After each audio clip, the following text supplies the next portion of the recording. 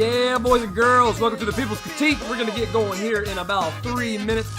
Share the page, let your people know. We got a real awesome show today. Lots of great bands and musicians, including a live FaceTime interview with a Grammy nominee. That's right, this man was nominated for a Grammy with his band a couple years ago. Best new artist. Find out who it is. You're going to have to be here very soon.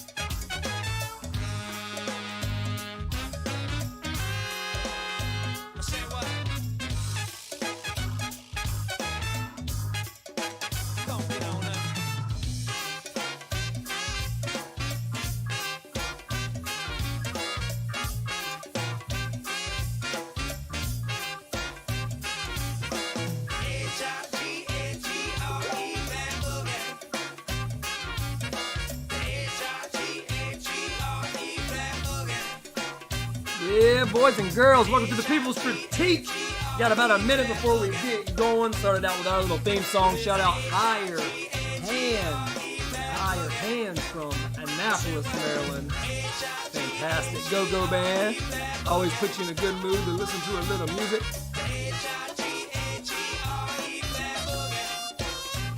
Really exciting show today. Pretty pumped up about it.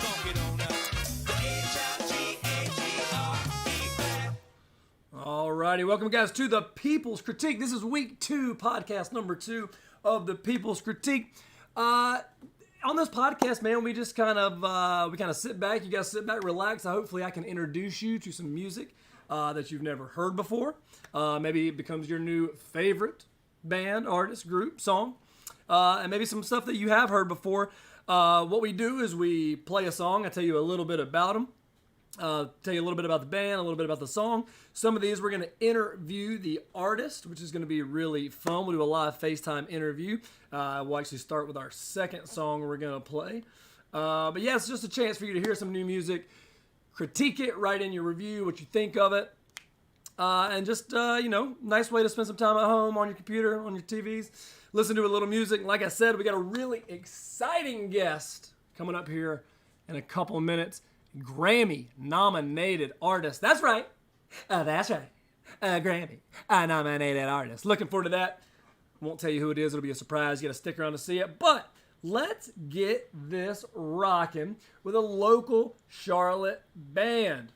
For our first song, they are called The Wormholes. Don't know if you guys know about them. They are a 2-piece band, and they make a lot of awesome sounds with only 2 people. My main man Chris was one of the 2 members. They are really, really good. They remind me a lot of Tame Impala. So let's just get right into it. This song is called Temporary Vessel, and it's by Charlotte group The Wormholes. Enjoy it, guys. Review it. Let us know what you think. This is kind of how this show works. Play you guys some music. You kind of tell me how you feel about it, and then we go from there. So once again, guys, this is Temporary Vessel, the Wormholes from Charlotte, North Carolina, two-piece band.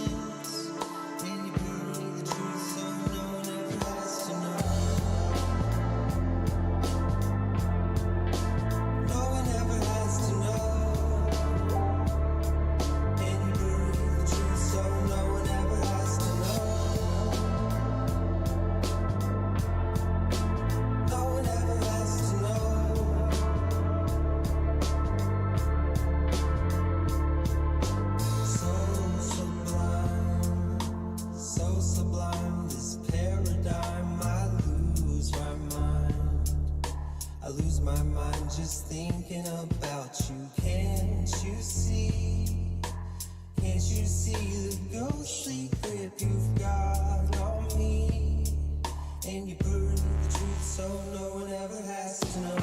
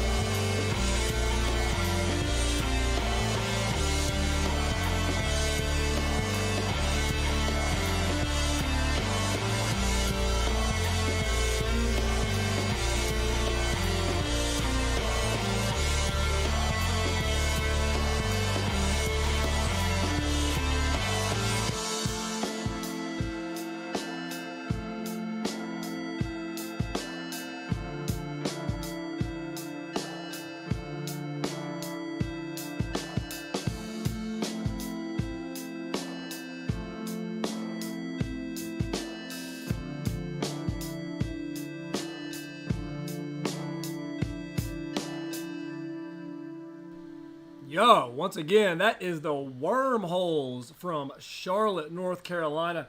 Man, those guys are they're really good, man. That's a really strong song to start this podcast out with. So a little bit about them. It's Ben Werner and Chris Walters. Between the two of them, they basically utilize a guitar, a drum kit, a series of interconnected synths and amps and effects and looper pedals. But man, yeah, real tame and poly, real smooth, really great production on that song. Really cannot wait to go back out and watch live music to see them. I mean, to see a lot of people, but shit, that's really, really nice. Really psychedelic and it's easy to listen to and just nice. It's a really, really nice song. So big shouts to Wormholes. We're actually going to play another one of them to bookend this show. We'll end the show with another Wormholes track. Another really, really awesome track. So yeah, thanks guys for letting me play that. Once again, the Wormholes, two-piece, Charlotte, North Carolina, post-rock, synth pop, psychedelic. All right, time for our first interview. Let's see if we can get my main man, Anthony, on the phone. My main man, Anthony, on the phone. He plays with a band called Slow Ride. So let's see if we can get Anthony on here for you. Contacting him right now. Let's see if we can get this working with our first interview.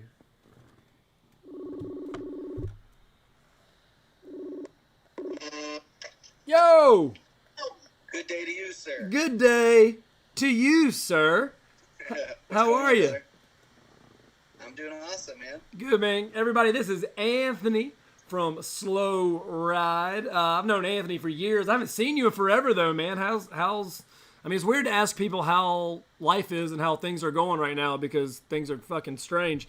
But how are you, buddy? I'm good, man. I mean, everybody handles it differently, but you just gotta make the best of what time you got, and some people got hobbies, some people just hang out, man. I got a little bit of both going on. I was gonna say, which one of those are you? Is your hobby hanging out? I mean, yeah, you could say that. I picked up fishing a lot more. Where you fish at? We go out to a lot of plantation out there. Cool. They have the whatchamacallit, the hell's that lake called? Lake Minnetonka. Yeah, with the waters of Lake Minnetonka. Nice. Exactly, yeah. Big fish. Big fish there. Big fish, not this big. Yeah.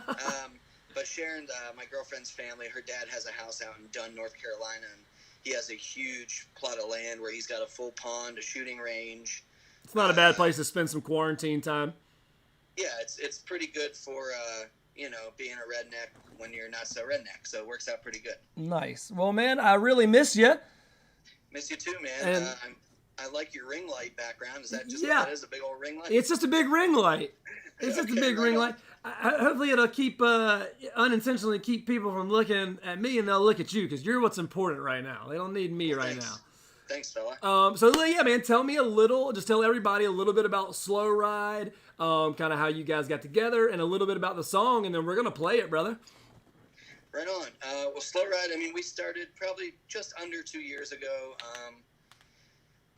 Justin Carpenter, one of our guitar players, whatever, me and him been making music since probably 2007 and random projects and bands, and everything's just been metal, death metal this, and we were like, man, we got to do something different, man. We're getting older, and we want to do something a lot more fun, and it just kind of started out as like, let's do, I don't know, like stoner rock or something, or maybe just a little bit of chug and figure out what can happen, and we got some random guys together that we all just kind of knew from around, and it just worked. I mean, that first practice, we had 2 songs written, which is huge to say. That's big time. And like, you talking about total completion, start to finish, done? Start to finish, done, and then we gave it to our singer, and he was like, came next practice, and he was ready to rock, and it's definitely been interesting to learn to slow yourself down, but to just kind of absorb what's going on. But yeah, I mean, Slow Ride, it started off as something that we were like, oh, we'll practice 1 day a week and see where it goes. And I mean, within that first couple of months, we were ready to release like full EP. And then we've released a few things, but we have a new EP out called Death's Becoming. We put it out right probably after quarantine started. I think we did like the first week of April or something like that. But it's just where'd you record at? It's out in. It's out past. It's almost like Greensboro, but it's called the Garage Recording Studio. And this guy basically converted his entire garage. I mean, it looks super, super good. When I heard it, I was like, man, I'm not trying to be hanging out in someone's garage and it's 1,000 degrees and blah, blah, whatever. Right. And it ended up, I mean, the dude had it like fully furnished. He had a full studio room, separate room for drums. I mean, it was dope. It was a good experience. And what was it called again? It's called, I believe it's called the Garage Studio. The Garage Studios. Who? Yeah, I'll put a link in this later. Who runs so it? We can, get to it, but I should have been more prepared. But yeah, I mean, we did it all. We did all the music in one day, and then our singer came back with, I believe, one or two of them. I didn't go for the second time, but that first day, yeah, we did all the music, and then the singer came back like a couple weeks later, did all the vocals, and we had it done, and kind of just waiting to release it. And then once we realized that everybody was just hanging out for COVID, we're like, well, we'll release it now, even though we can't play shows. And we had like 3 or 4 shows that had gotten canceled, right, because of COVID. And I'm sure lots of people are in way worse circumstances than us because, you know, obviously that's what they live off of. This is just, you know, this was something that we just wanted to do on the side and just happened to start doing shows. Right. But, it's been fun, man. I mean, and everybody lives a different lifestyle. I mean, everybody is, I don't want to say polar opposites, but I mean, we all come from very different musical backgrounds, and I think that's what makes it work is because we all have such a diverse way of looking at it. I mean, that's usually how it goes, man. I mean, you very rarely talk to people in bands that all like listen to the same, you know, the same stuff. Everybody's, I think that's kind of what makes a good band is where you can pull stuff from, you know, every genre. They give me suggestions of music all the time because I'm a big like hip hop person and gangster rap, whatever you want to call it, but I also listen to a lot of instrumental, like, I don't know, like I'm a huge Russian Circles fan, man. And that's dude, I love them through the years, man. And they're so good. Like, it's one of the few bands that I go and I travel to go see. Like I went and saw them 4 times last year. I was Denver, San Diego, I think Winston. When they came to Charlotte, they're just a 3-piece, right? Yeah, and dude, and they haul, man. They bring it. Yeah, they do. Man. They do bring it, man. I saw them when they were in Charlotte. I thought I remembered it just being 3 of them, but yeah, they make a ton of noise for a 3-piece. Yeah, Brian Cook, their bass player, man. He's been involved in a ton of other projects and everything, but it just works for them because they have such a deep groove, and I feel like that's kind of how Slow Ride has that, is that it has that groove because you do have the people that, you know, hip hop is something main that they listen to, but then, you know, as soon as they get done doing something else, it's, you know, they're a Sabbath, they're all about listening to Sabbath, or, you know, it just, some people do old school, you know what I mean? I'm one of those like old 70s funk kind of people. I like that stuff too. Anything that's got a groove, man. You know that. You're a drummer. You're the drummer, man. You gotta have a groove. But so what is $80 one of the first, like, original 2? Yeah, we don't do any covers or anything, man. We just kind of everything's original. We write all our music and vocals and everything. But that's the thing, is everybody has so many differences and backgrounds. I was just like, man, I don't know what we would ever cover because, I mean, some of us are super into Tool, some of us aren't. Some of us are really into like 1,000 Mods. Like, that's like our guitar players' like favorite bands. Like 1,000 Mods is something they always listen to, and that's something that I haven't gotten. I don't know that. I don't know that band. Another band was called Truck Fighters, which I never ever heard of. I think they're from Australia or somewhere far away like that, and they toured the U.S. about probably 3 weeks before COVID hit, and we all went and saw them. And I think it was Spartanburg or something like that. We went and saw them, and it was 3 dudes, and man, dude, Truck Fighters killed it, and it's like straight up rock and roll, like in your face, pedal to the metal, man. And that's kind of what that influence for $80 is it's a very Truck Fighters reminiscent, like, just I want to call it, like, I don't want to call it biker rock, but it's like something that you listen to and you're like, shit, man, I want to go ride on a hog real quick, you know? Right. Yeah, no, I got that from hearing it, man. I really dig it. Well, look, man, I'm gonna let you go. I'm gonna play this song. I miss you, man. I love you, buddy. Tell everybody hello. And kiss them dogs for me, man. I will, man. You kissed your sweet little pup for me. It's good to see you, even though it's virtually. Brother, and cool, man. Thanks. All right, everybody. That is Anthony from Slow Ride, my main man. We're gonna play this song. Look at you, bro. You can see me a little bit now. I love it, dude. Stay on here real quick. I want to talk to you when we get the song going. So here it is, guys. This is Slow Ride, $80. Charlotte band. Check them out. Let us know what you think.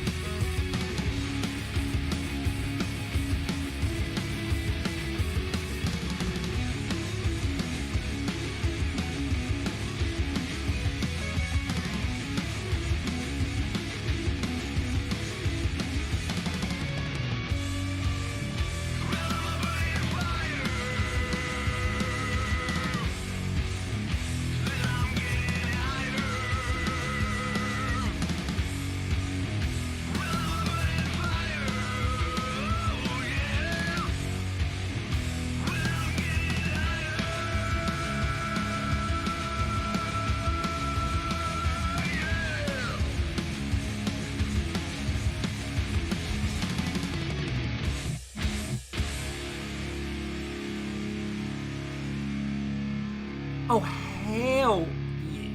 Oh, hell yeah.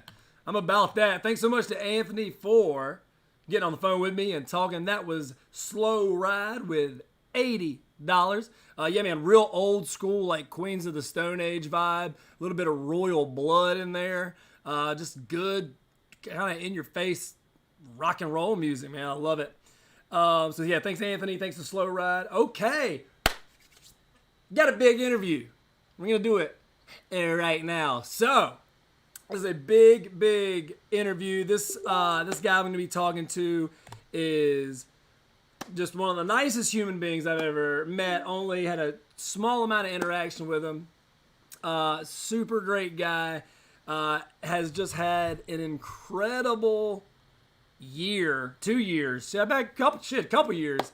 But let's get him on the phone. I'll show him to you, and we will talk about it. Let's see. Here we go. Grammy nominated artist.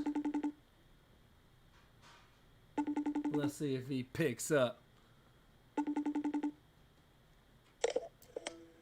Hey, what's up, man? Hey, what's up, buddy? How's it going? Good, man. How are you? I'm good. I don't have a ring light. All I have is a window. Is that okay? Bro, if you don't have a ring light, we got to go. Oh, shit. All right. Well, I'll We got to go. It's funny, man, because I'm going to turn it around and show everybody who you are. But the first time I turned it around, I realized that the ring light was like right on my face. But it's okay because I want everybody to look at you. So, guys, this is very exciting. This is my main man, Albert Allenbach from Sax Kicks. What's going on, buddy? Hey-oh. So, let me give you guys a quick background on my main man. You good over there? Can you hear me? Can you hear me over there, Albert? Yeah, I got you. Nice. So, Albert, the band we're talking about today is Sax Kicks Av. They are awesome. They are a two-piece, but you might know he might look familiar to you. He plays with another band you might have heard of called Tank and the Bangas. Tank and the Bangas. They are so fun and so good. And I just have a couple of questions for you, man. I wanted to kind of talk about your life over the past 2 years. Has it been about how long has it been since everything changed for you? So we came off tour like March 13th, I think. I think we were yanked off tour by the coronavirus on March 13th. Yeah. So we were on tour with the Revivalists, and then it was like shows slowly started to get canceled, and then it was just rumors, and then Tom Hanks got it, and then the world went to shit. Dude. We were like, oh my god. We were like, Hanks got it, we got to cancel. I mean, bro, that guy survived on an island for years. Yeah, he wasn't around anybody. How did he even get it? I know. He got it. Where did he get it from?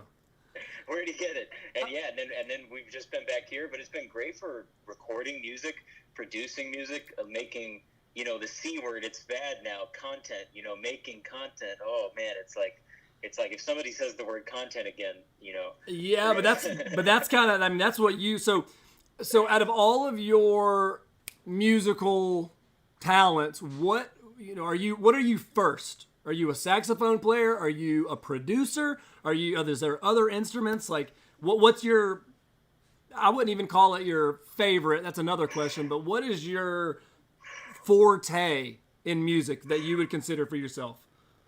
For over the past 3 months, I'm like, oh man, well, now I'm like a full-time music producer. Like, that's how I feel. Because that's what you're doing. That's what you're doing with sax. Yeah, that's what I'm doing with Sax Kicks Av. That's what I mean. And Tank and the Bangas, we record and produce. But I mean, I play the flute and the saxophone every single day of my life. Right. So, I mean, it's it's those things are such a part of me. It's hard to even say, oh, well, I'm one of these things. But I would say that creating and producing is what it's what we all are.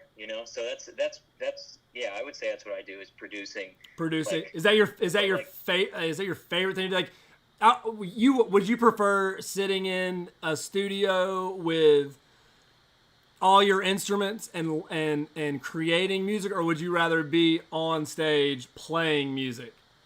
Oh, these are impossible questions. No, they're not, man. These are the real ones. These are impossible to answer because there's it's like it's two sides, and you got to have both, because I don't think you'd be able to, the touring and playing on stage is like is strenuous and exciting and is like the super up, and then to produce and to record and stuff, you have to be very even and consistent. Right. So it's like your two different sides of the brain. That's how I feel it. You got to be consistent and calm and just approaching it.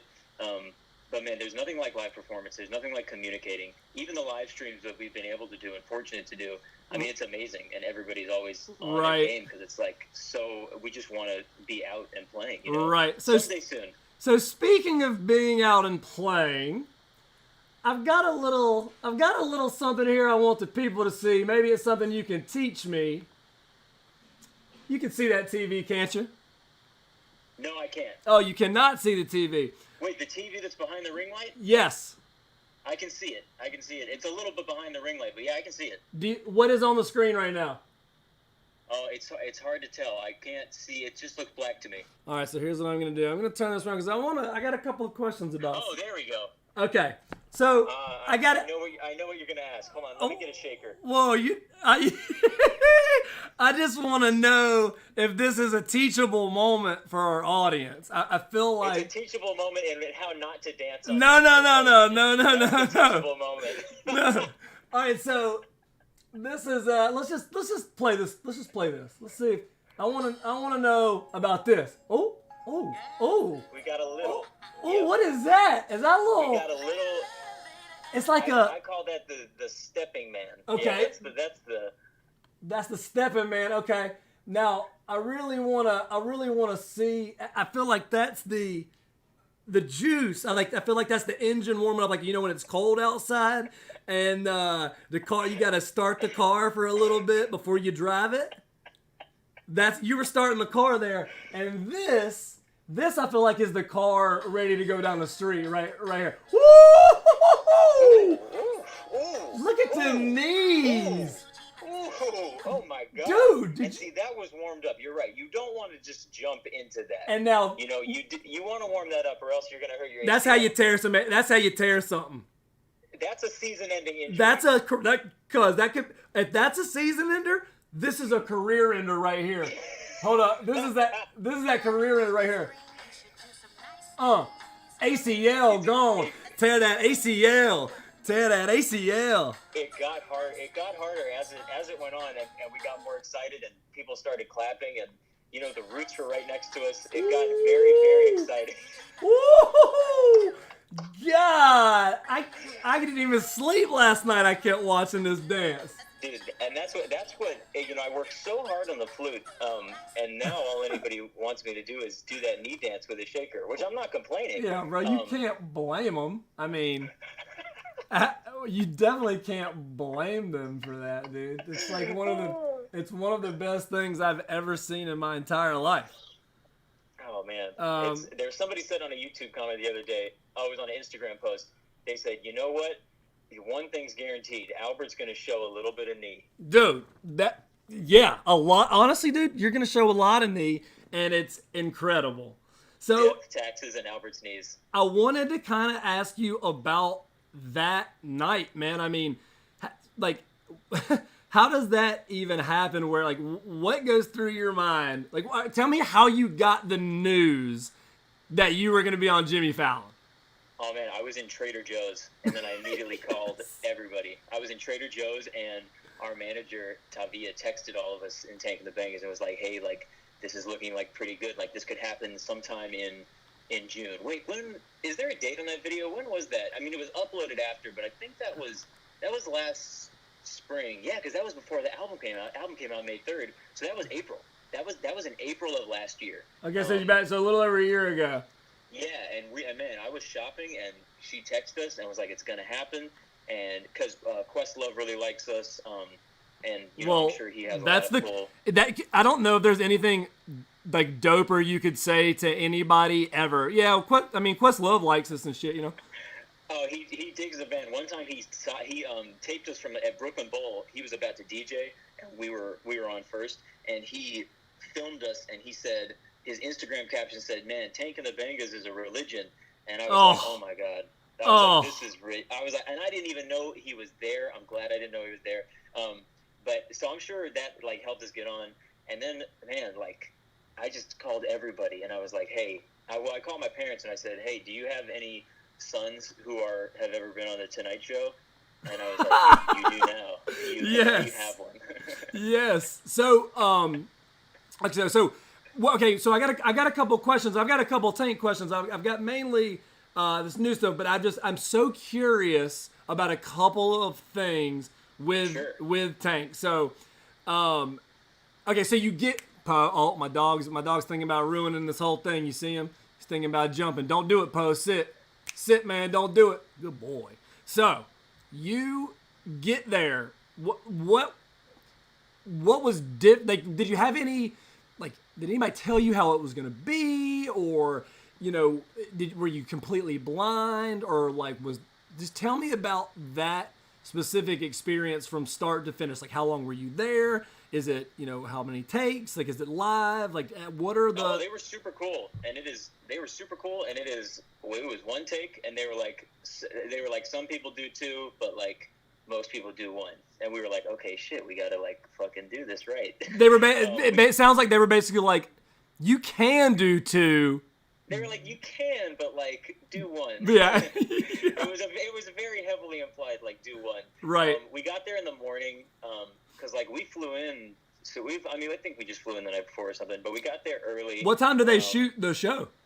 They shoot it at 4-ish. Okay. It's like 4 p.m., 5-ish, And then they actually did a second show after ours, so they could have like 2 ready. So they did 2 shows, like Jimmy was doing, and all of them were doing 2 shows that day. Oh, wow. So they shoot it in the early evening, and then you wait all day and bum around New York waiting for it to air so you can watch it in your hotel room and like freak out. But we get there, and the sound, their crew is super freaking awesome and cool. They hooked it up, and then it's super interesting in the NBC. I forget what's that studio called? What studio is Tonight Show? It's studio something at 30 Rock, whatever. Right. And there's a section for like you, like the unknown band, and then there's a different section for actual famous people. So like Michael J. Fox was on that night, and like Emma Stone was on that night. We never met them. We just they keep them like gotta keep them separated. Place. Yeah, you don't want the regular people to get too mixed up. And so, and I don't even remember the performance hardly. It comes back to me every once in a while. Oh, I'm sure it's just I'm sure you just like blacked out. It was, and we were just on, and it was so cool. And what a great moment, dude! For Tank to do poetry, to start with a poem, dude. Poetry on national television. I was like, this is like a moment. I was like, this is ridiculous. When was the last time a poet was on here? Yeah. So a couple things about it, man. For one, the performance was like as crisp as it could be. I mean, oh, thank you. Everything, all the instruments, all the vocals, the backup and Tank. I mean, it was just so good from start to finish. There was you guys didn't look nervous. There was nothing like no wrong notes.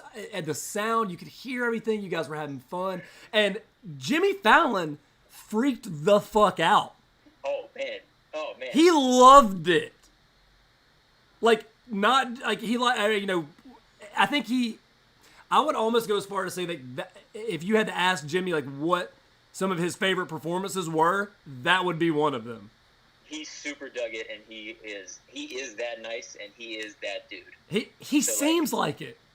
He is. So I have seen, on some of the more cynical places on the internet, like Reddit and stuff, people shit all over Jimmy Fallon. Right. They're like, there's no way he's that dude is genuine, and that is him being himself. His down to his like laughing at everything. That is him. He came backstage and was like, oh, and he had to go get ready for another show, and he took the time to come back, talk to us, take pictures with us and our family and friends and stuff. That's awesome, he's man. That cool. He seems that cool. A lot of people shit on him for when he was never able to hold it together on Saturday Night Live. Yeah. I think that's like one of my favorite things about him is that he just loves what he's doing so much that he can't even hold in certain times he's laughing. Like I just love it about it. He seems like, I'm glad to hear that. It's really nice to hear that somebody that puts that off really is like that. Yeah, because that could be a big letdown. You meet Jimmy Fallon or you meet Bob Ross, and he's and he has it's not his real voice, or he yells or something. He's like, everybody get the fuck out of my painting area. Get the fuck out of my painting den. Okay, so that was great. That was the one last Tank situation I wanted to ask you about. Could there be a crazier 48 hours for a human being than being at the Grammys on the red carpet and then flying to Japan to tour? The only thing crazier would have been if we'd won.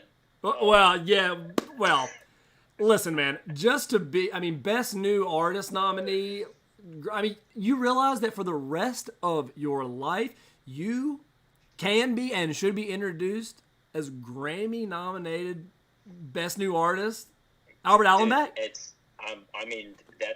what I'm banking on, I would demand it. You'd be like, hey, Alan, be like, or hey, Albert, they'd be like, I'm sorry, what did you say? No answer. Please address me properly. You have like a card, you have like a business card you hand out that says, I'm going to need you to start this again with Grammy nominated Best New Artist. I did say if we won, I was going to suspend the Grammy from eye level right in front of my door to my house so that when people walk in, they would have to comment or duck out of the way. Yeah, just have it like swinging so they got to like go around it. Listen, man. That was an absurd absurd little period. Yeah. So tell me about that. First of all, So the Grammys are cool, but also like ridiculous. yeah. So it's pretty. It is just maximum like it is maximum production, maximum like the maximum celebrity, maximum amplification. Of, Yeah, I mean, there's nothing personas. There's nothing bigger in the world of music than the Grammy. I mean, is That's there? it. No, as far as nothing that gets more attention. I don't think, even with all the problems with the Grammys, like I mean, and it was super cool, and the people were awesome. There were a lot of real, genuine human beings. There were a lot of people who just reeked of agenda, but there were also a lot of real, genuine human beings. I would say more genuine human beings than those, who were just overt with their agendas. Right. So it was a great experience. I didn't get a lot of sleep, which can sometimes mess with me emotionally. So there were just a couple moments. You talking about just like before?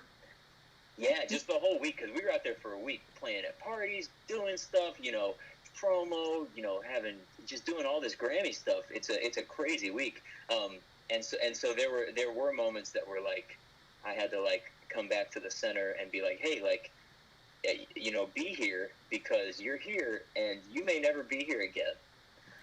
Yeah, I mean, it's not something that happens to a lot of people. I mean, you're in a very select group of people. So who chose the outfits? Tank had this dress made. So it all came from Tank's dress. She had that beautiful blue gown made with all these blues. So many blues. We went to a tailor and we're like, yeah, like we're gonna have these suits like speak about us, and we made them. We got them custom done and all our specifications clearly. Yeah, no, it's really cool how you guys all have your own look, and it's very unique to each of you, but it all plays so well together. Those are some gorgeous pictures. All four of us together were some beautiful pictures. Yeah, it was great. Okay, so you're at the Grammys. I would imagine after, okay, what's the feeling when you don't win? Tell me about the next award up is Best New Artist. Like, where's your emotions at? Where's your head at? Collectively, had y'all talked about it? Like, look, like how you need to look, like how your face needs to look and stuff like that, because the camera's going to be on you and all. Tell me about that. We knew, so Tank and I knew, and I don't think a camera caught us doing it, but we were like, if we lose, and we did this little thing that she used to do with her dad that was like this little like fist bump with a thumbs up, and so we did that afterwards, and it was like, hey, like everything's cool.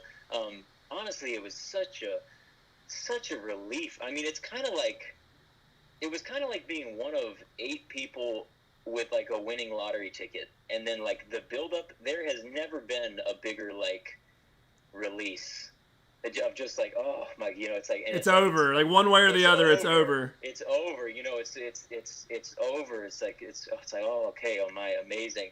I mean, Tank said that she thought she was super nervous. She was like, yeah, I was nervous. And of course, they have the camera right in her face. Oh yeah. It says Tank and the Bangers, but let's be clear, like the person whose name is on that is Tank. Oh yeah, so, for sure. And so it's like she deals with the brunt of like cameras in her face all the time. Right.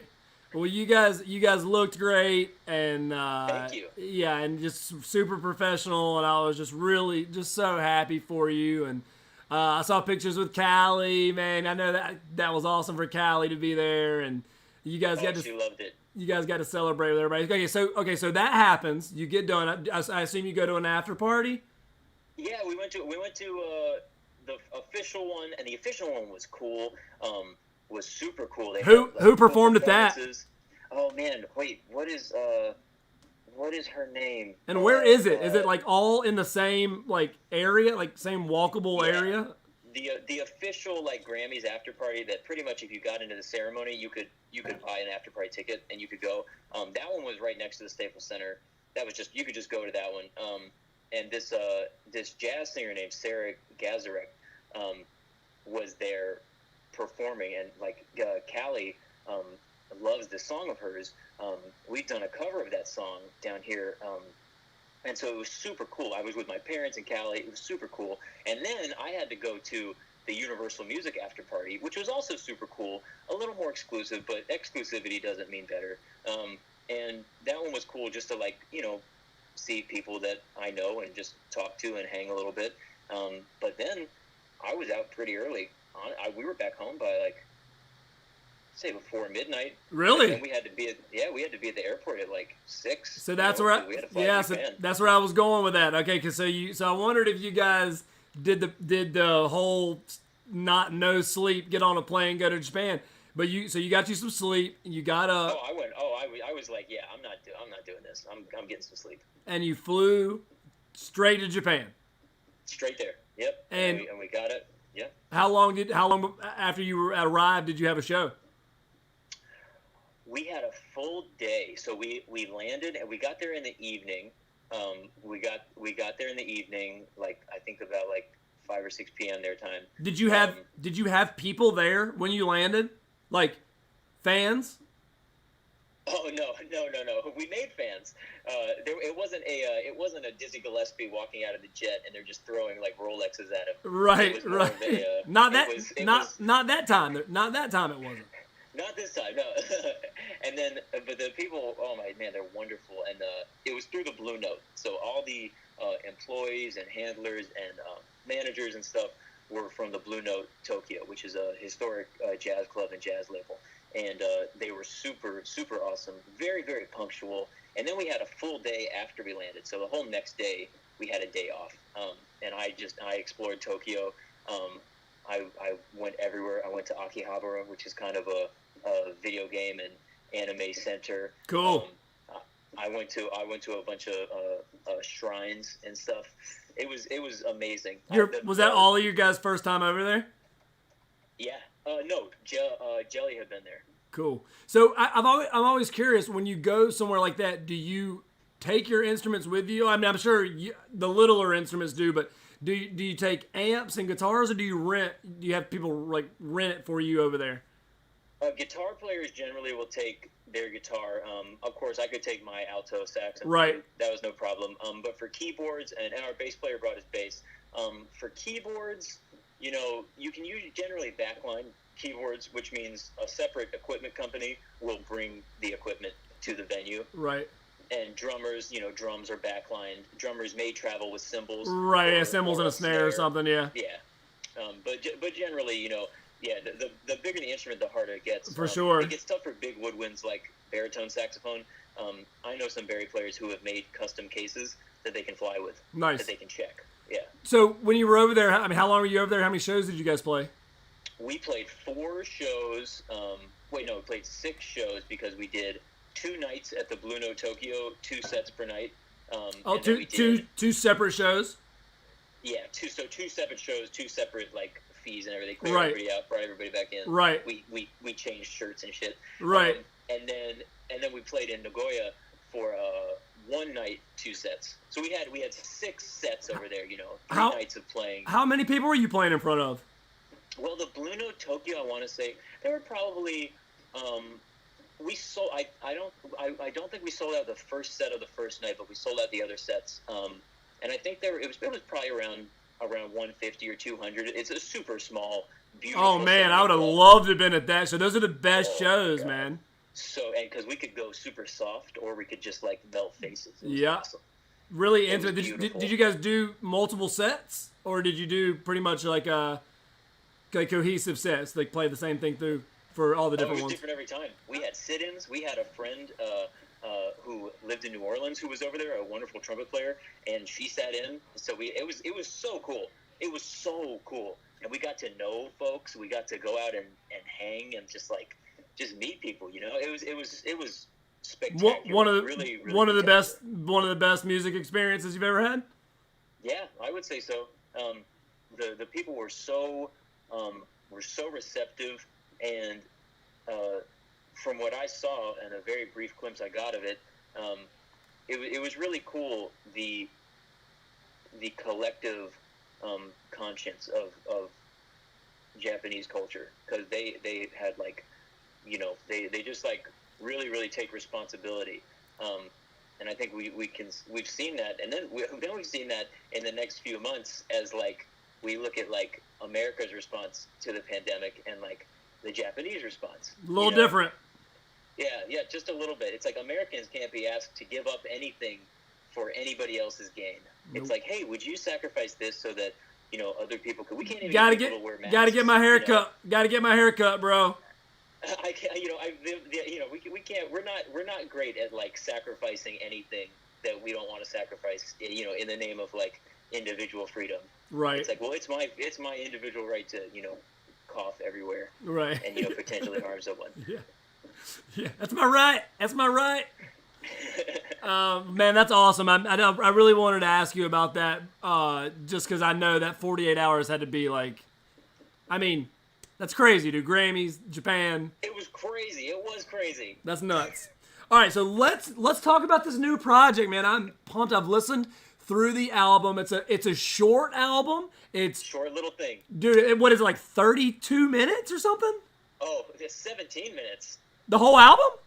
Oh yeah, it's more of an EP, but it's It's eight tracks. 8 tracks, 17 minutes, baby. Are you sure it's just 17 minutes? I would think that you would know better than me, but some of those songs are like a minute and a half. Right. It's awesome. Right. Yeah, they're great, man. They're straight to the point. So it's you and Alfred Banks, who wonderful MC from New Orleans. Wonderful MC from New Orleans. So is he like a guy you've known for a while, or I feel like, or did somebody hook you two up? Well, we got hooked up recently to like do this and became friends. But I actually, I made my first like beat ever in like 2013. I was a sophomore in college, and I actually sent Alfred my first couple beats and was like, hey, like, would you like some of these or whatever? I didn't know how it fucking worked, and he gave me a dry ass response and was like, and said something. I wrote in this long thing about how I had just moved to New Orleans, and he was like, oh, word, okay, and never talked to me again. Okay, and cool. Then, talk to you never. And then we end up like on tour together and stuff with Tank and the Bangas.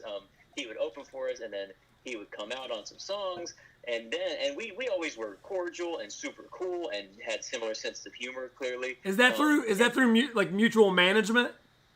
Yeah. So okay. His manager is our manager. Okay. They're part of the same collective. Mid Citizen is the management company. Cool. And then she was like, he wanted to do some new stuff, and she was like, oh, you should do some new stuff. She was like, well, Albert produces, so like, why don't y'all get together? And so we got together for one session, and I sent him over some stuff, and he like picked a beat he wanted to like work on, and we just had a blast, and it was just instantly easy and funny, and the songs came out ridiculous, so cool, and then we was like, yeah, they're really great, man. I mean, Thank you. So I'm gonna ask you one more question before we play the first one. I'm gonna play a couple if you've got a couple minutes to hang out. Yeah. Well, I mean, I'm gonna play them anyway, but I'd love to play one and then come back because I've got some specific questions about this group with you. Okay, so the first question. So I know on this album he has the lyrics and you have the production and the instrumentation. Is that accurate? Yes, sir. Okay. Well, there is that's. I have my moment with lyrics. Bro. That's why I want you to hang out for a little bit. We got don't think that slipped by me. So let's. My first question for this group is, was there any exchange between the two of you in him making suggestions for the instrumentation or the production, and was there and vice versa, was there anything where he had written down lyrics or rapped anything and you said maybe say this instead or maybe say it like this? Was there any cross pollination between you and him? Oh yes. I mean, and because mainly from like, I mean, he writes the lyrics, and maybe there's like, oh, maybe say it this way, or you could say, I don't know, you could change this word to this word. I don't even remember that stuff, but I'm sure that happened. But there is a lot of like making sure that like he's digging what's happening musically, because to me, it is a producer is in service of like the person who's this vulnerable, you're putting your voice right on a song. Like, and to me, and even if you were producing yourself, then you are serving yourself to produce, so the person whose voice is on the song primarily, I think, has to be comfortable and super digging it, and that's just like, I think that's just the way it needs to work, and totally take the take yourself out of it and be like, hey, like, what do you think of this? Are you digging this? How's this going? So like, I'm always checking with him to see like how it's going and if he digs it. I run every track. That kind of leads me to my next question. Did you have these beats? Had you made them and then said, how about this one? How about this one? Like, here's a list of my beats. Do you want to do songs with any of these? Or did he have lyrics and you said, okay, I'm going to write this beat to these lyrics? Like, or was it all collective? This was mostly him picking from. I would send him stuff. Okay. And something would resonate with him and he'd pick it. Cool. Yeah. Cool. So you had the beats, you had the production, and then he said, okay, I can fuck with this one. I've got these lyrics already that would go really well with this beat. Yeah, or he'd write something. Or he'd say, I want to write. He wrote a lot of it to this stuff. He's got tons of lyrics from a long career. So like, he would write it, and then, but it's really cool to finish songs, because like a beat is not a song yet, Right. And it's like to get them taken to like complete songs was so, oh man, it was so fun. It's so cool. And such a unique, it's like very different for you too, right? You've never done anything where you have, you've made something instrumental and then a lyricist says, oh, I like that, I'm going to write to that, and then we'll move some stuff around and make a song out of it. Yeah, I didn't have to finish songs with vocals on them in my life. And the songs that I produced with Tank and the Bangas, it was always like with a lot of help. Like this song on our album Green Balloon called Happy Town. Like, I made that beat and wrote that music, but like, I didn't finish that song. These producers named Mark Batson and Scott Welch really like finished it. They took your bones and they made a person out of it. Yeah. So like it was kind of new, but then like all the stuff I've learned from like being in studios with producers and asking questions and then becoming a producer by myself is like, it's it's almost like you can feel these guys and gals like over your shoulder, like being like, hey, like do that, or hey, don't do that. Right. So this felt good being able to for it to be all yours musically, and then just having one other guy to just make it a song with. Yeah. It was very fun, very challenging. Like you're gonna play a song I think called Cheeks. I am. First, I'm gonna start with Optimism. Tell me a little bit about Optimism before we play it. I think I made that in a period of like, I think that was probably like 2016 or 17 of just trying crazy weird shit. Okay. And like that was, I mean, and people like really, really, really love this one. Oh, I really, really love this one. Everybody's just like, oh my God, Optimism goes hard. And I was like, oh, thank you. It does go hard.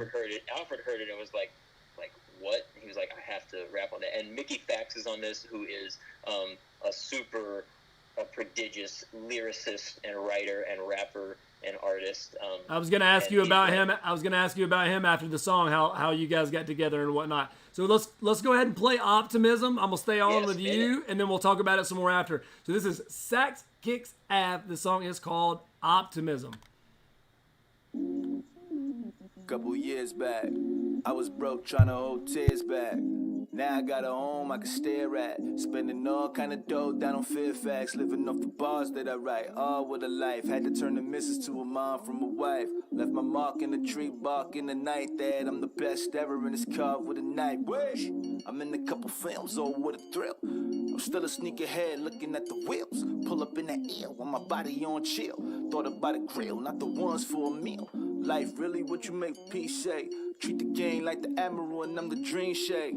Long as I'm alive, it's a sweepstakes. And I win every time, no debate. Hold up! Oh, word? That's what's up, bro. Well, I'ma pick it up from here. Yo, facts, we only going up from here. I went from do Doing open mics, $50 nights, to leaving with a stack almost every night. And if I'm doing 10 shows and they back to back, I'm coming home straight once you do the math. People stop me for a pic and that's kinda nice, but they gotta hurry up, I'ma miss a flight. Took my lady on a birthday trip to a restaurant and we didn't pay for shit. Yeah, I got a flaunt, asking where I got those kits. They flew in from Japan, you would never understand. My verified checks give me verified checks. Am I right? No, I'm strong, I ain't even got stretch. What's up? Yeah, you know, optimism is something that I've always struggled with. But at the end of the day, you know, things are going so well right now, you have no choice but to be, you know what I mean? I'm sure facts can agree that sometimes things get a little crazy, and optimism could be the main driving force, so, yeah, Underdog Central.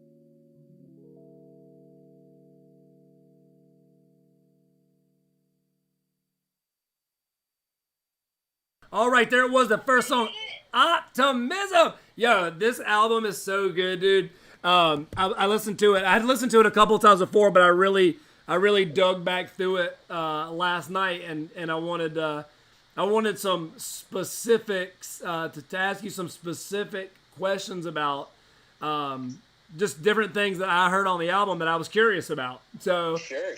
So yeah, that song goes hard. It's really good. I really like it. So let me ask you this: a lot of your songs, like the longest song on the album, was what, like 3.5 minutes?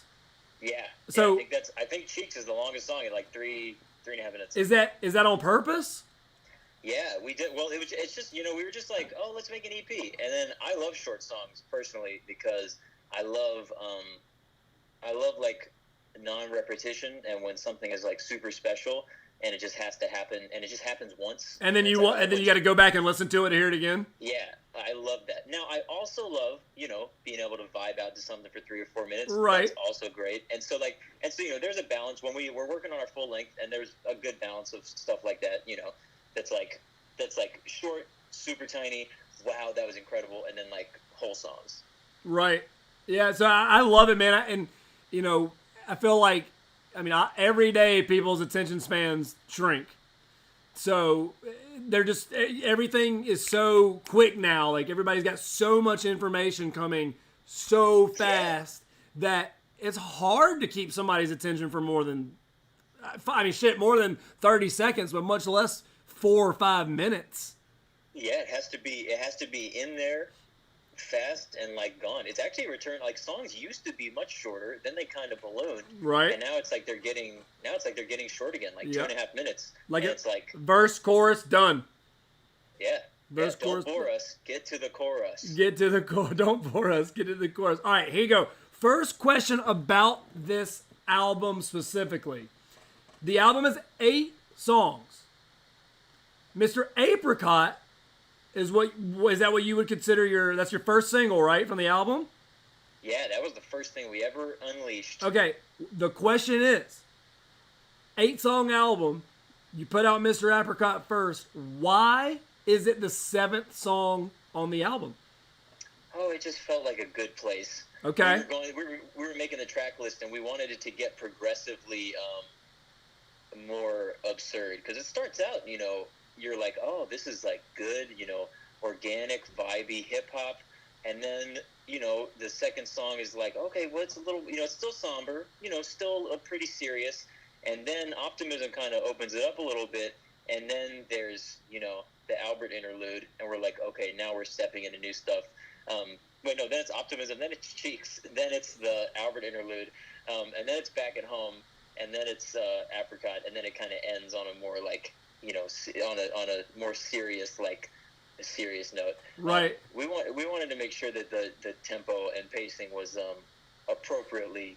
So yeah, that's kind of what I wanted to ask you. Like, how did you choose the 8 songs? So that's kind of how you chose it. Like, you wanted it to just kind of go up as it, like, in energy and in. Like, was it more musical energy or more lyrical? Like, what was basically your?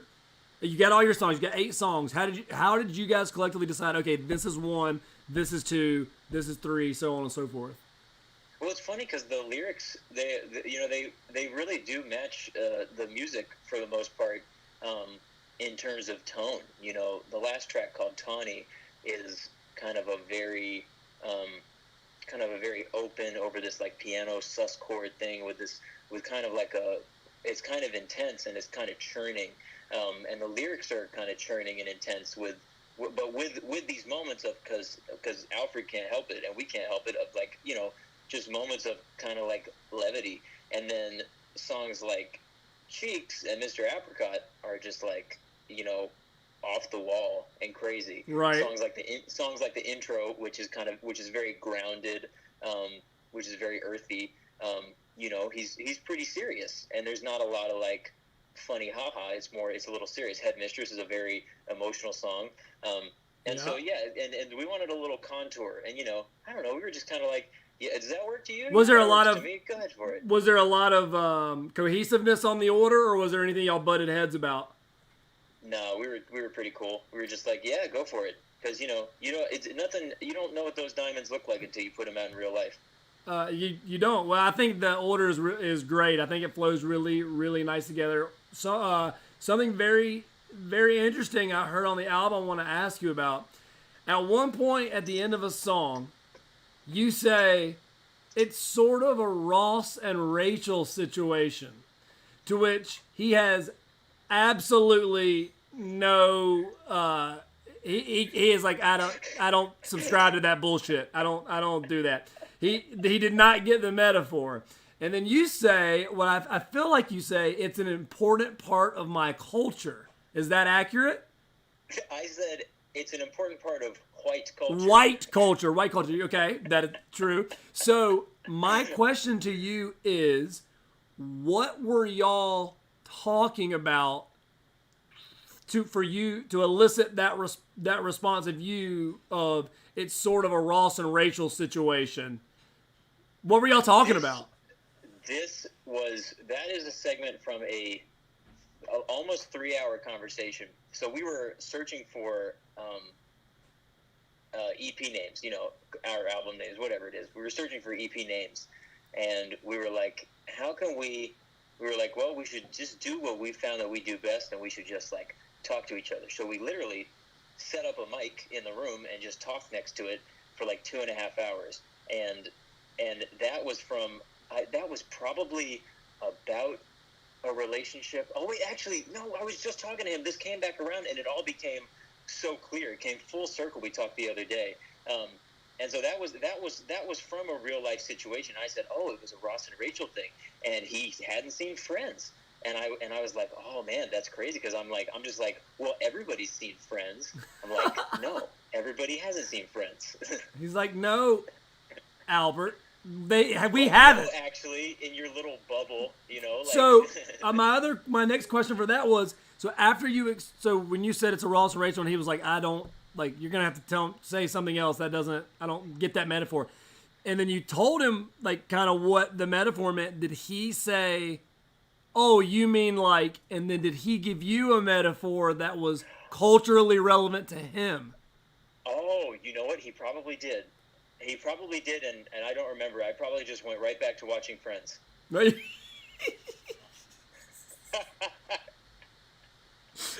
All right.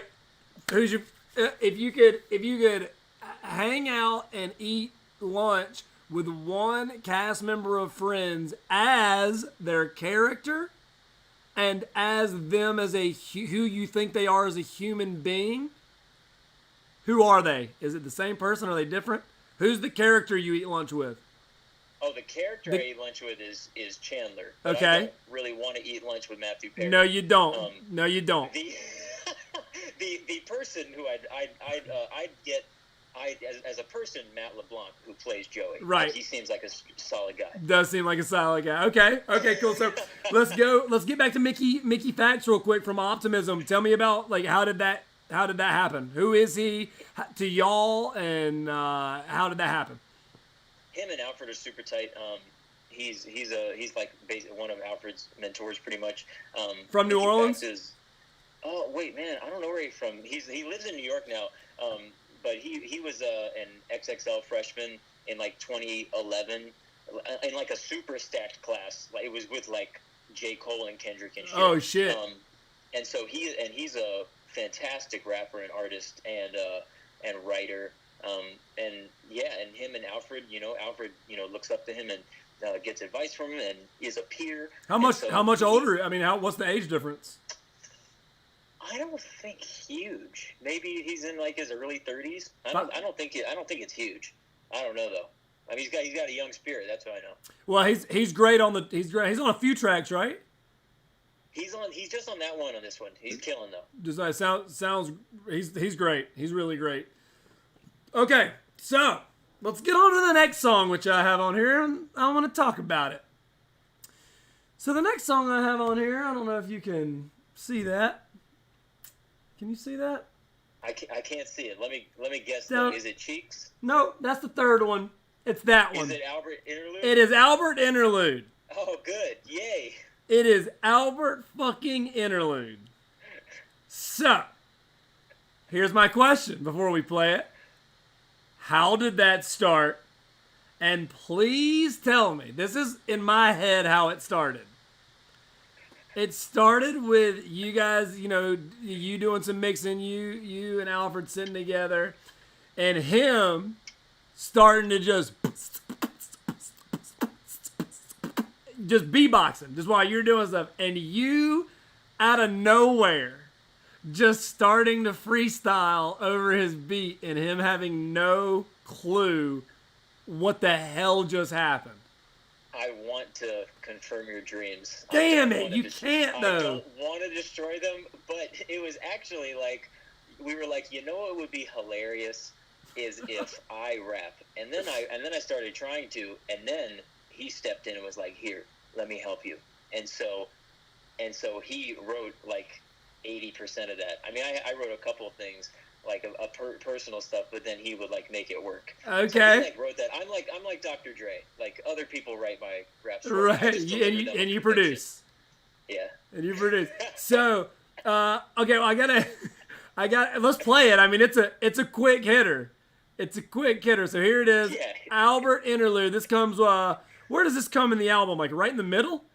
I think this is dead in the. I think this is, or as dead in the middle as you can get with an even number of tracks. I think this is 5. Right. All right. Here it is. Albert Interlude. So we got like the album has like 3 or 4 songs of like, conscious hip hop lyrics, and then we get this Albert Interlude. Yeah. They call me Alan Back and I'm always in charge. My shorts stay short, but my rhymes are large. I blow for a living, but I do not suck. If you say that I do, I don't give a what? I don't need rules cause I make my own. My only friend is my saxophone. Psych, I have friends, one's named Brian. We became friends and I wasn't even trying, I'm lying. It was kinda hard, cause when I talk to people I can feel awkward. But it's getting better, thanks meditation. I use that instead of medication. Not to knock medication, please take it if you need it. If you're going through something, I want you to beat it. Take twice daily, go to therapy. But don't be sad if you can't rap like me. Woo! Oh, okay. I think that was really good. That was my first rap ever. I think that's kind of like a cornerstone centerpiece of the project. It might be a hit. What do you think, man? Yeah, man. That you did it and you got through it. It's very, very interesting. I don't think that's gonna make the track listing though. Let's just do something like this, man. Okay. All right. So there. So he wrote that. Is what you're telling me. Yeah, he wrote at least 80% of that, and I put in the thing about like my friend named Brian and like meditation, and then he like made it work. And I think I said like my only friend is my saxophone. You did. But, like, you did say that. But like I think I wrote that, but like then he would like make it work and be like, oh, you can like connect it here or whatever. So I got a couple of quick. I got 1, 2, 3. I've got 4 quick hitter questions for this song that I want you to just hit me with a quick answer. Got it. All right, here we go. Ready? Use your mind clear. And away we go. Is that the first time you've rapped publicly? Yes. Do people really call you Alan Back? Yes. Who is Brian a real person? Yes. How long have you been meditating daily? A year and a half. How does it feel that you semi-successfully pulled off the word arkward in your first rap? pretty damn good. I like it. Boom, there it is. Quick hitters. Arkward. Hope it wasn't Arkward.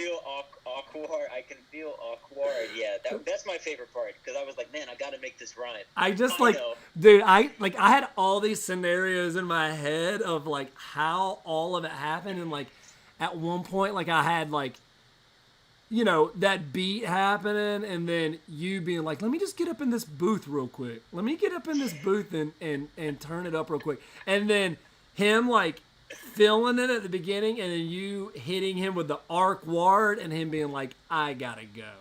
Yeah, and then I just looped the rest of his beatbox. Yeah, I was like, yeah, I got it. I got what I needed.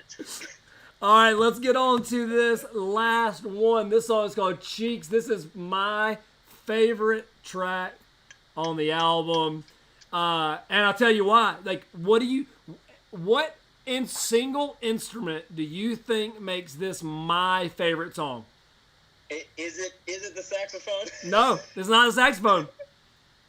Wait, what is it? Oh shit! What are the piano? It's your piano line, dude. It's so. I'm a sucker. I am a fucking sucker for simple like repetitive keyboard lines that just lead a song or propel a song. In my mind, this just really like. I mean, correct me if I'm wrong. It's a fucking basic keyboard line. Yeah, it's super like simple and like 4% soulful, and then like the rest is, you know, it just kind of loops around, and it's just super nice, you know. It's so nice, man. It's such a pleasing sound, it's so and pleasing. It's not even a lead instrument in the song, really. I don't feel like. Yeah. But it's a nice bed. It's a nice warm round key, D flat. It's like a nice key. It's like a thunder blanket for a dog. Yeah. Or what? Not a blanket. What is it called? A thunder jacket. Thunder jacket. It's like a weighted blanket for a human. Bro, what do you know about weighted blankets? Because I just got into that life about 6 months ago, and they're fucking awesome. I actually don't have one. I want to get one, though. Callie! Birthday present!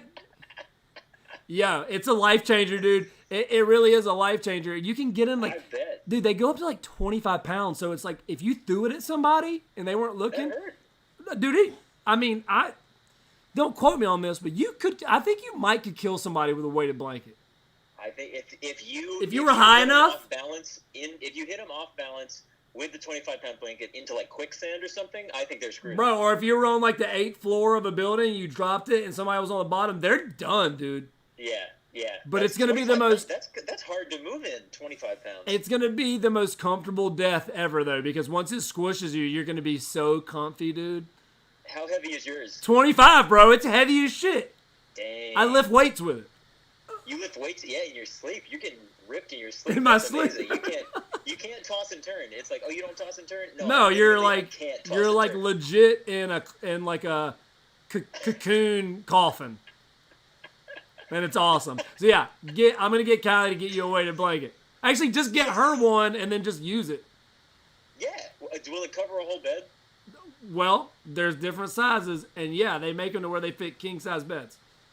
Holy shit. They're dude, bro. They are legit extremely heavy. Wow. You have to like pick it up. You can't like throw it at your significant other because it will like. I feel like it could be like domestic violence. You gotta place it. You gotta place these things. Lower it. You gotta lower it soft.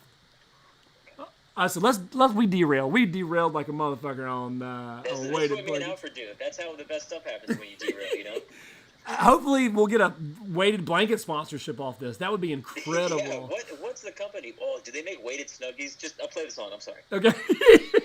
We'll take a look at that while the song's playing. So here we go. This is Sex Kick Tab with my personal favorite track off of the album. This song is called Cheeks. Is it like butt cheeks? Well, It is. It's about butt cheeks.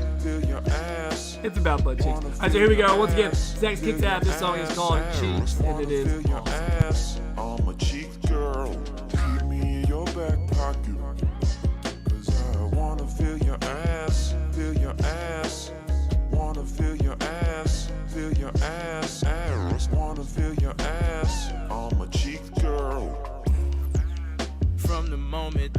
brought me home. We already knew what was going on, yeah. Paid a real good price, put a case on it, it feels so nice. Close to you from the day to the night, your grip so tight, it feels so right. In your back pocket, girl, that's my place. Slide your fingers across me and feel me vibrate. You sit on me, I go crazy, what can I say? You pull me out and read my face, it look like British first douching. When you lay down at night, I'm always in your hands. Want me all to your selfie, they don't understand. We never apart, we better together. No matter what occurs, I'm insured, I'll be here forever. Keep me in your back pocket. 'Cause I wanna feel your ass, feel your ass. Feel your ass. Wanna feel your ass, feel your ass. Ass. Wanna feel your ass on my cheek, girl. On my Keep me cheek. in your back pocket. In your pocket, babe. I wanna feel your ass, feel your ass. Feel your ass. Wanna feel your ass, feel your ass. Feel your ass. Wanna feel your ass on my cheek, Put it girl. on my cheek. Been some years now when we not the same. You always get mad and I'm the one you blame. Yeah, I move a little slower, but I'm still the same. A new version of me is going cross your brain. Nah, I don't like that, so I pick up the pace. Cause I love the glow that I give you when you close to my face. So you press my buttons and everything stalls. You go in a rage and throw me up against a wall. You walk out the door, I guess it's over for us. It was time you upgraded, staying fresh is important. Fresh. I'm back on the hunt for a new plan. I got a new situation, and his name is Stan. Keep me out your back pocket.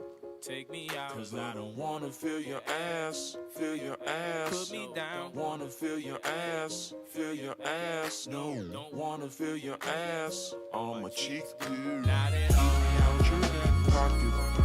Let me go. Wanna feel your ass, feel your ass. Wanna feel your ass, feel your ass. Wanna feel your ass on my cheek, girl. Keep me out your back pocket. Let me go. Wanna feel your ass, feel your ass. Wanna feel your ass, feel your ass. Wanna feel your ass on my cheek, bro.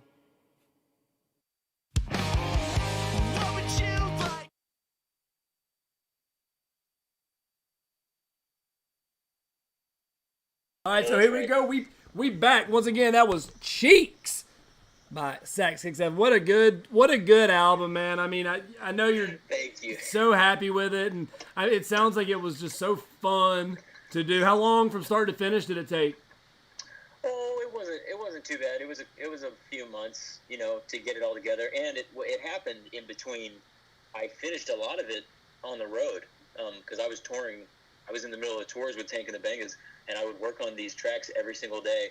And so I learned a lot about the software I use called Logic. I learned a lot about how to finish stuff and make stuff on the road, not in the studio environment where I can touch instruments and stuff, but having to work inside the box and make stuff, like be creative inside the box, Well, the production's great, man. I mean, it sounds Thank you. It sounds really good. It's really clean and crisp, and it sounds you. really great, man. You should be really, really proud of it.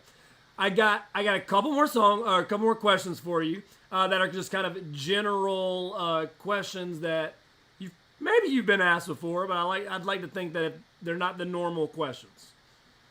You ready? Ready. If you could produce a song that featured one individual, anybody, you get your pick, dead or alive, who are you featuring vocally on your track that you're producing? Dead or Alive was a really interesting wrench in my plan, because if it was alive, like, I know immediately. Okay, who is that? Like what? Kendrick Lamar. Just immediately. Dude, Just what, boom. has he Dream. put anything out at all, like recently at all? Have I just Not missed since, it? Black Panther. No, not since that stuff. What's he doing? I'm probably working on music. Hopefully plotting ways into, like, the control infrastructure of the music industry. I like it. I hope that's what he's doing. I hope so too, because that is what is, like, it's and hopefully he's, like, this Messiah is not the right word because that's an unfair burden to place on somebody, and people always turn on messiahs. But like, He's the truth. Hopefully, he can be this true person who is. Hopefully, if when he like goes in and like maybe he affects infrastructure, or maybe he has an agency or something. Maybe since his artistic vision leads it, maybe he can be like this bastion of like truth. You know. You know, that's I don't want to put anybody on a pedestal. Oh, he's the real deal, man. That would be really. He is the real deal. He's the real deal. All right, next question. Have you ever tell me about a time when you were playing a live show when you had to stop a song after you started it? Has that ever happened? And if it has, what's the clearest memory in your mind? The first thing that comes to mind is we were playing, unfortunately, in my hometown of Montgomery, Alabama, with Tank of the Bangas, and the sound was so bad. There was so much feedback, and it had been thrown together so haphazardly that we had to stop for about 45 minutes while they like rewired the whole stage. Oh shit! So like, you had how many songs into the set was it? 3 or 4. And you had to stop for 45 minutes? And we had to stop, and I mean, people stayed though, and it was awesome, but it was just like, oh, first time like in a long, you know, Tank and the Bangers in Montgomery, like, you know, homecoming, Albert Allen back, it was like a big deal, and then it was like trash. Where was it?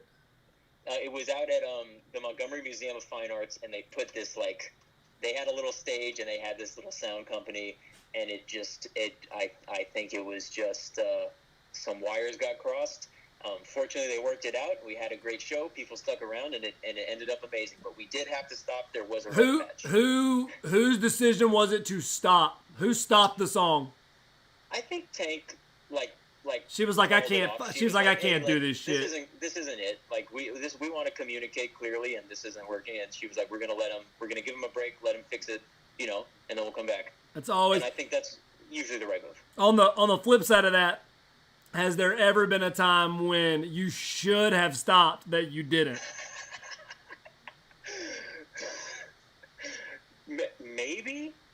To where like a whole show you played through, you grinded through, but it was like just the most stressful. Song after song after song, it just never got better, and you just had to power through. Yeah, there have been shows like that, especially at like little clubs in the U.S. particularly, where it's just been rampant feedback and just like crazy stuff happening after a decent sound check. We had decent levels, and then it's like, yo, what happened? It's like what changed? What changed? What changed? There are actually ghosts in wires. I firmly believe that. No doubt. After touring so much. No doubt. All right, what's your favorite food? If you could only eat one product, like one specific food, whether it be like a bowl of rice or like a chicken, what's the one thing you would eat for the rest of your life if you could only eat one thing? Am I taking into consideration nutrition, or is this just for taste? Just for taste. Just for taste. One thing for the rest of my life. I'm gonna have to say this is a recent development, but I feel I'm in love. I've been eating these grilled seaweed snacks called Big Rolls, and I'm crushing those for eternity. Bro, you're gonna eat nothing but seaweed sticks? Like, that's all you're gonna eat? That's all I'm going to eat. I don't have to be nourished from them. I just have to eat them. Okay, what? But like all the time, like you're just seaweed stick guy? All the time. That's me. It'll be in my teeth constantly. Oh yeah, it would be. You'd be seaweed man. I'll be seaweed guy. I'm cool with that. You would straight up be seaweed guy. Okay, two more quick ones. If there was only one band, artist, musician, group, one entity of music that you could only listen to that entity and their catalog for the rest of your life. So whether it be a person who, you know, has a group, plays in a group and plays with a bunch of other people, or just one group, or just one, but you can listen to their catalog, anything that they're on, but nothing else for the rest of your life. Who is it? I'm going to say, because your last rule, anything that they're on, I'm going to say Robert Glasper. because Robert Glasper covers a huge range Yep. of music, from improvised music to hip hop to kind of electronic stuff, and his associations are vast. I mean, he featured and produced on one of our songs, so I can listen to a little bit of Tank and the Bangers. There you too. go. All right, You so know, now I'm gonna narrow it. You cheater. I'm gonna narrow it down. I'm narrowing it down. It has to be group specific. One group, not an artist, a band or a group.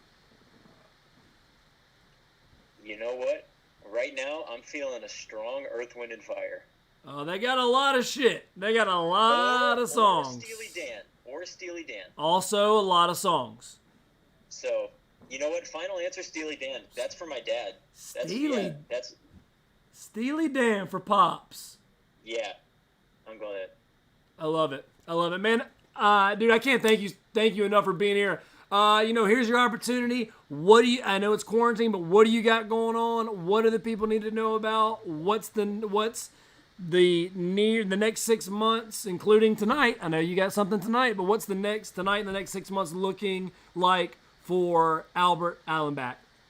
Oh, man. Well, tonight with Sax Kicks Ave in partnership with Hassizzle, who's a great bounce artist from New Orleans. Great artist. He's not just a bounce artist. Latrania, who's a great artist from here. We made a collaborative song. Tank and the Bangers picked us to make a song together. We did it with an organization called Future X Sounds, and that song is debuting tonight with a live performance, and then it'll hit streaming. And it's part of a collaborative EP that also features Chris Dave and Georgia Ann Muldrow.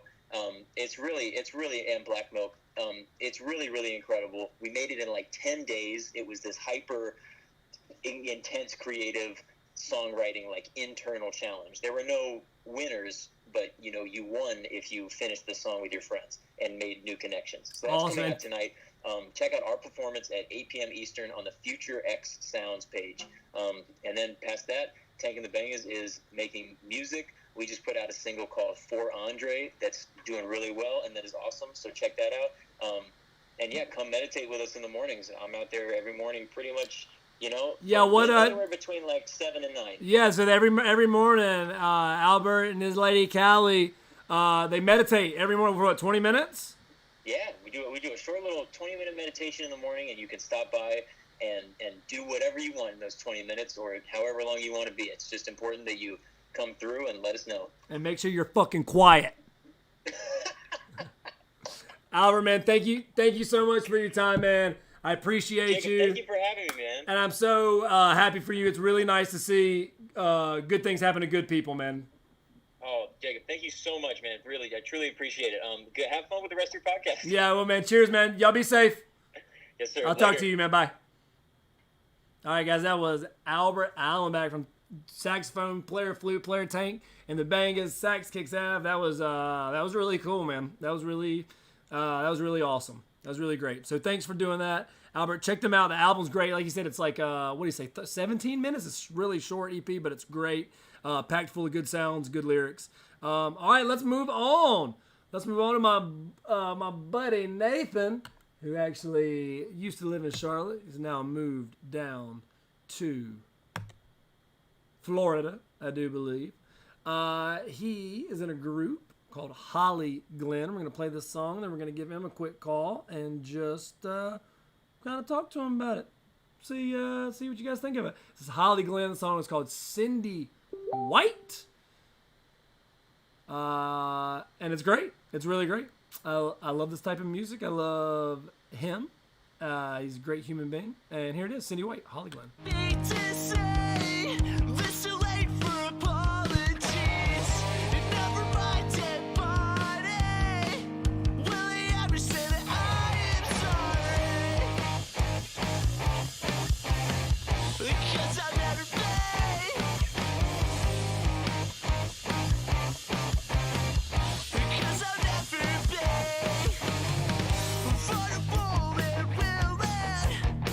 You came without my call.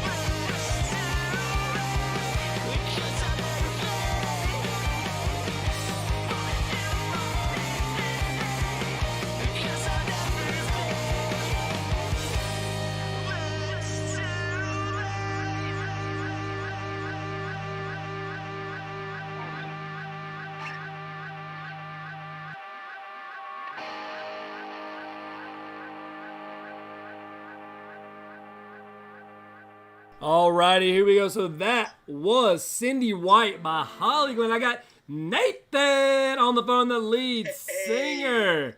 The lead singer. What a cool song, man. So tell me, you've had a lot going on in your life over the past year. Oh man, so much crazy. Let's talk about it. So yeah, I moved to Florida about 9 months ago. I think it was 8 months ago, and then through that, my girlfriend and I moved down to Florida, and then in that process, we just had a baby last month. Yeah. Yeah, it's super duper crazy. His name's Oliver, and he's a month old now. I think as of like yesterday. Congrats, man. That's really. I'm really happy for you guys. Thank you, man. Full disclosure, I've known his lady for years, and I've known both of you for years, and you're both just awesome people. I'm so glad that you guys have each other, and now that you've made another human being that's definitely going to be a badass. Hopefully he's cute like his mom. Well, I mean, I think everybody. I think that's kind of how it goes. Most of the time, people want them to get the mom's looks. So let's talk about the band. You know, you're down in Florida now. The whole band's down in Florida. Yeah, well, so it's crazy. So the one of the guitar players, one of the other guys is from North Carolina, but I met him in Florida. However, I grew up with one of the guitar players, Justin. They used to play in a band called Return the Hero in High Point, Greensboro area. Cool. But I've known him since middle school days, and he got a house out in Florida years ago, and every year I visited, and we always wrote songs, and then just became a joke about me moving there, and then all of a sudden I moved there. Well, you remember almost moving in with me? Yeah, no, I was like, man, how did I really make up? And it was like, Seamus. Seamus. And shout out Seamus. Shout out Seamus Conies. But yeah, so do you remember that whole situation? Super crazy. Yeah, I got a house. I was looking for a roommate. My roommate had moved out, and I had posted it on Facebook, like, looking for a roommate, but I don't want any, like, fuckery. Like, I want somebody that I know, or somebody that I know and love, somebody that they know. And Seamus reached out and said, I think my boy Nathan's looking. And you were like, yeah, dude, I'm all about it. And then a couple days later, you were like, I think I'm moving to Florida. Yeah, it's freaking crazy. Yeah, you moved down there for a little bit, and then you came back, and then you moved back again, right? Yeah, well, the plan was, like, I went to Florida. I was like, I don't know if I'm even coming back. And then I ended up coming back, and then found a house for super cheap in Noda, and then I stayed there for about 3 years. Wow, that's a sentence you can't say anymore. Yo, that's what I'm saying, man. Because we're in Charlotte now, so my mom and brother could finally meet the little guy. And, yeah, it was just driving through Noda, and Plaza kind of looks the same, but driving through Noda was just like, wow. It's crazy. I'm never going to be able to live here again. Like, I remember never going to be able to afford this. No, yeah, I remember right behind Smelly Cat, where it's just a parking lot now. But my buddy, do you know Josh Panda? Yeah, actually I do. I know exactly who you're talking about.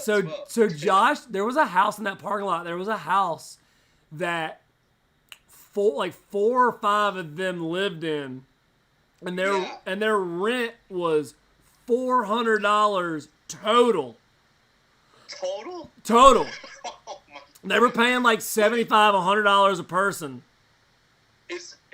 Didn't they make that house? Is it the Noda Company store? No, that house is now. So no, I think that their house was the parking lot behind it. Oh, I know where you're talking about. There's just like a gravel parking lot. Man, those are the days. Those were the Noda days. Yeah, and now across the street, the apartments are $1,500 for a 500 square foot apartment. That's insane. Well, I mean, good for Noda and the businesses, but that's still insane to me. Yeah, no, it's definitely insane for sure. Okay, so what's tell me about the band's name. What is Holly Glen? Holly Glen. It's funny, we couldn't come up with a good band name, and It's Holly tough. Glen is actually the street that the house I moved into first when I moved to Florida. That's the street it's on. Is that where And you it's- played and practiced and recorded and stuff? Yeah, so one of the guys still lives there, and it's actually an awesome house. It has a pool. We have a whole recording setup. We practice there, and yeah, we were just like, hey, Holly Glen sounds kind of cool. It's like It's a sounds great- like it's- nice it's a and cool flowery, name. but might be kind of tough, kind of not. I don't know. It's a good name. And I guess tell me about the song, this particular song, Cindy White. Like where in y'all's life of a band, was it your first song, your fifth song? Like who wrote it?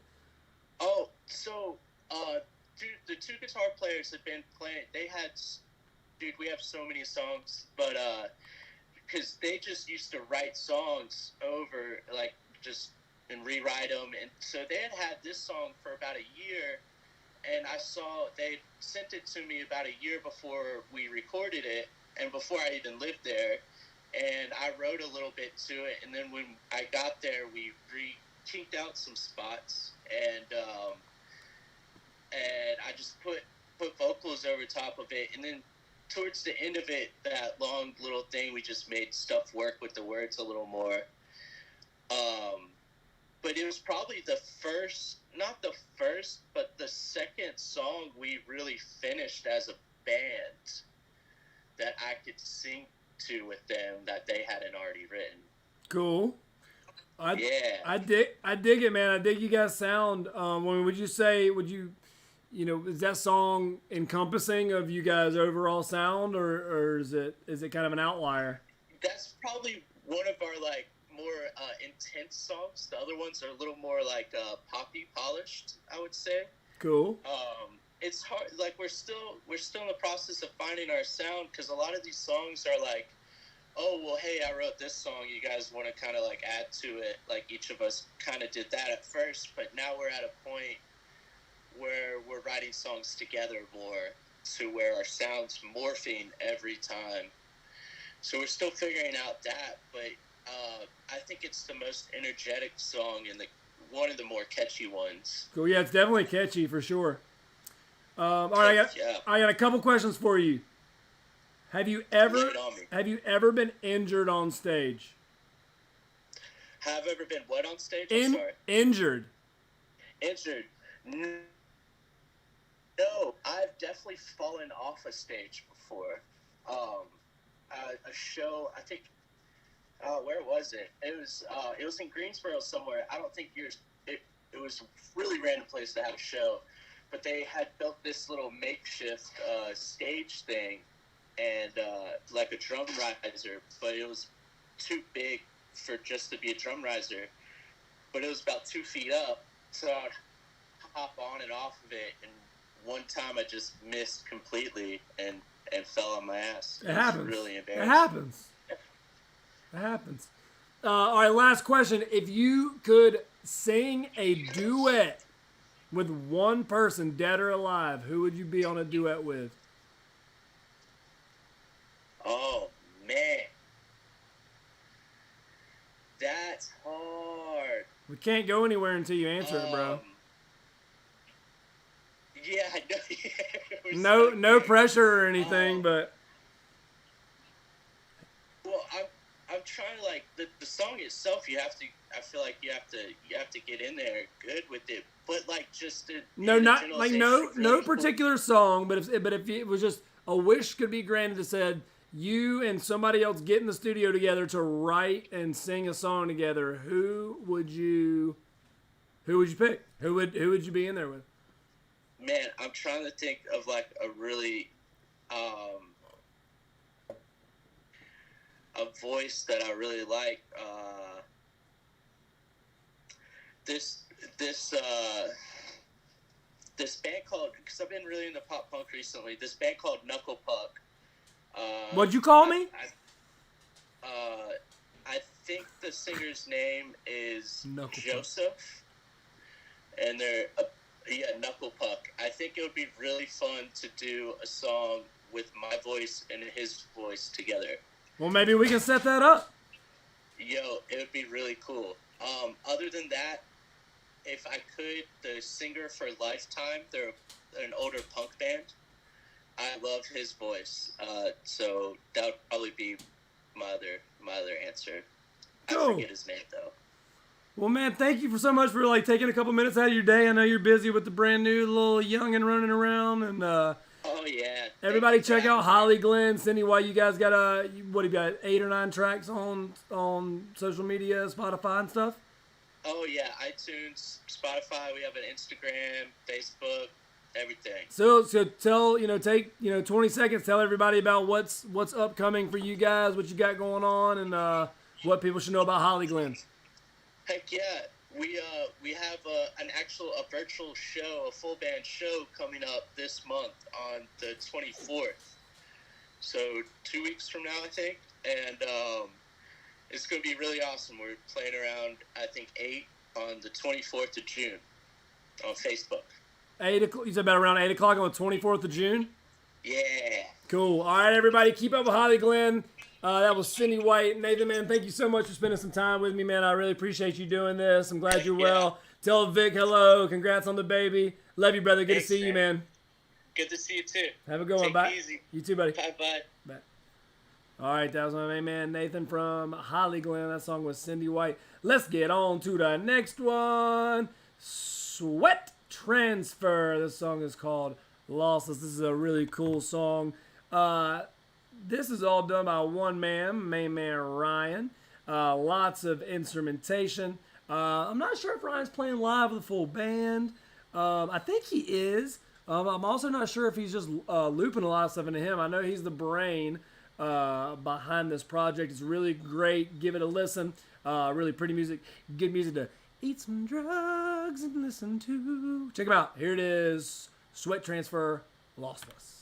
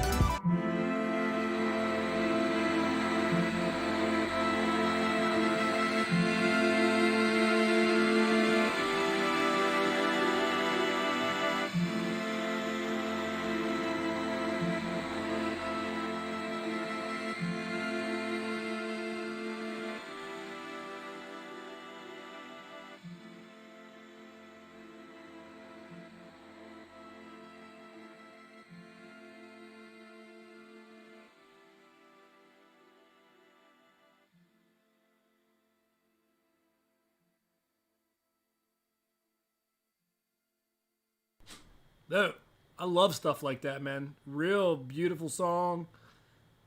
It's still going, actually. There's still 19 seconds left. It's like one of those secret tracks. So, yeah, so once again, that was Sweat Transfer, Lossless. Cheers to you, Ryan. That was a great song. Does all of it himself. Charlotte, North Carolina. Real cool, man. Like, my favorite thing about doing this is that you never know what you're going to get with the next song. Speaking of, let's get to the next one, which is totally different, by a band you guys in Charlotte know called Green Fiend. Green Fiend. Great band. Stoner rock. Like, in your face. My man Joshua Taddeo. Great dude. Congrats on becoming a father. Great tattoo artist. Let's play the song. The song is called Stonedly We Rot. And these dudes put on Killer Show. Check them out. This is, once again, Green Fiend, Stonedly We Rot.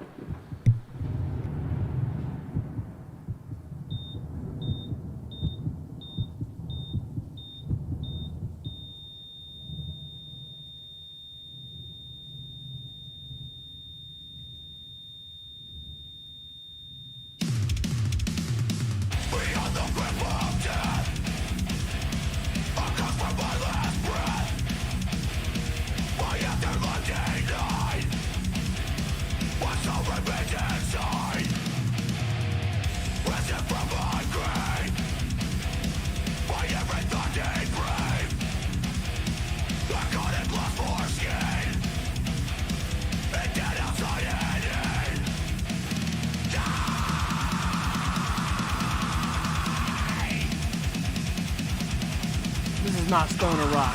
That was a bad description. This is in your fucking face rock.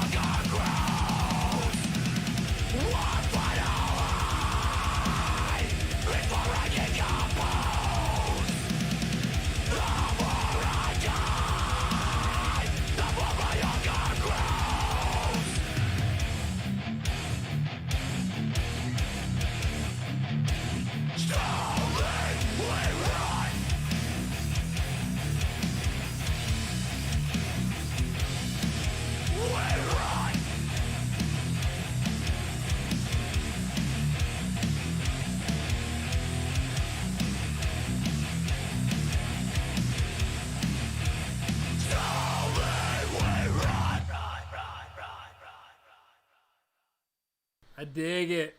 It's like the type of stuff you want to listen to before you go out to a battle zone, man, and just get hype. Get hype.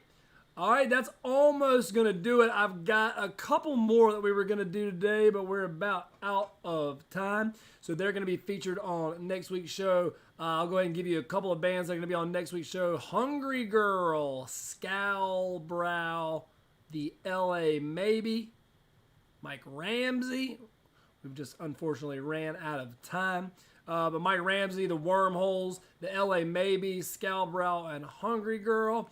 We're going to do one more song. Feel like it's pretty pertinent to the happenings that's going on all over the country right now. Is a brand new song just released by a group called Hypnostic. Little video. This song is called Blue Lines. This is going to do it for us today on the People's Critique.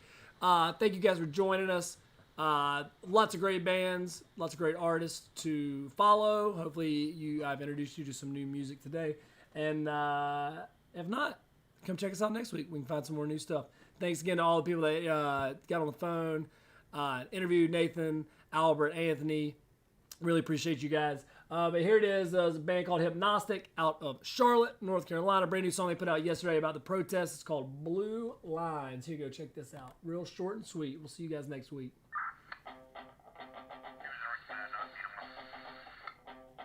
Oh. I gotta stop it because the damn headphones ain't working. And that's not gonna sound good, y'all. So let's see. Something just happened.